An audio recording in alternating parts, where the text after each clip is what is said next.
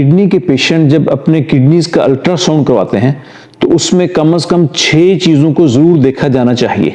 Number 1 size, दूसरा functional part की echogenicity, तीसरा फंक्शनल पार्ट में 2 चीजें अलग-अलग होती हैं, कॉर्टेक्स और मेडुला, उन दोनों में फर्क कितना है। चौथा किडनी स्टोन्स, पांचवा हाइड्रोनेफ्रोसिस, यानी किडनी के अंदर पेशाब तो नहीं रुका हुआ, अगर रुका हुआ है तो उसका लेवल क्या है, माइल्ड, मॉडरेट या सीवियर।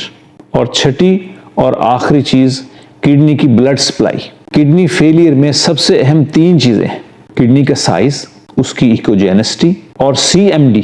किडनी के वो पेशेंट जिनके किडनीज की इकोजेनिसिटी ज्यादा हो या जिनका CMD लो हो, जब वो मुझसे कंसल्ट करते हैं तो मैं अपनी हर्ब ओरिएंटेड नेचुरल मेडिसिन देता हूं जिसके चंद माह के इस्तेमाल से किडनी की इकोजेनिसिटी ना सिर्फ बेहतर हो जाती है बल्कि उनके CMD का लेवल भी बेहतर हो जाता है और किडनी के फंक्शंस बेहतर हो जाते हैं और पेशेंट एक नॉर्मल लाइफ गुजारना शुरू कर देता है।